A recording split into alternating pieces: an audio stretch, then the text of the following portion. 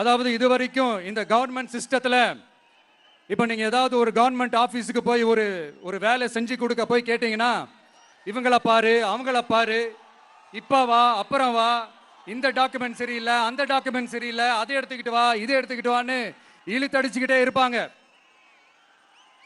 அப்படிப்பட்ட இழுத்தடிக்கிறதுக்கு காரணம் டாக்குமெண்ட்ஸ் இல்ல, டப்பு லஞ்சம். இப்படிப்பட்ட ஒரு சிஸ்டம் அதுக்கு பேர் குட் கவர்னன்ஸ் இல்ல, ஹராஸ்மெண்ட்.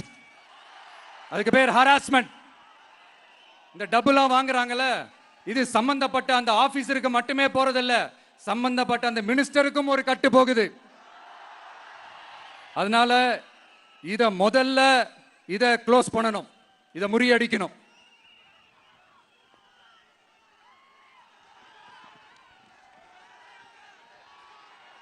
அடுத்தது, நமது அரசு அமைந்த 6 மாதங்களுக்குள் தமிழ்நாடு சேவை உரிமை சட்டம் ரைட்ஸ் டு சர்வீஸ் ஆக்ட் நிறைவேற்றப்படும். வெற்றி தமிழ்நாடு சூப்பர் ஆப் அப்படின்னு ஒன்று உருவாக்கப்படும். அதுல driving licence, ration card, birth certificate, scheme tracking, complaint filing வரை அனைத்தும் உங்கள் உள்ளங்கையிலேயே உங்கள் மொபைலிலேயே இருக்கும்.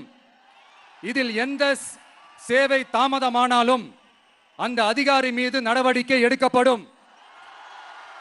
மீண்டும் சொல்றேன், இடைத்தரகர் என்று எவரும் இல்லை, எவ்வித லஞ்சமும் இல்லை.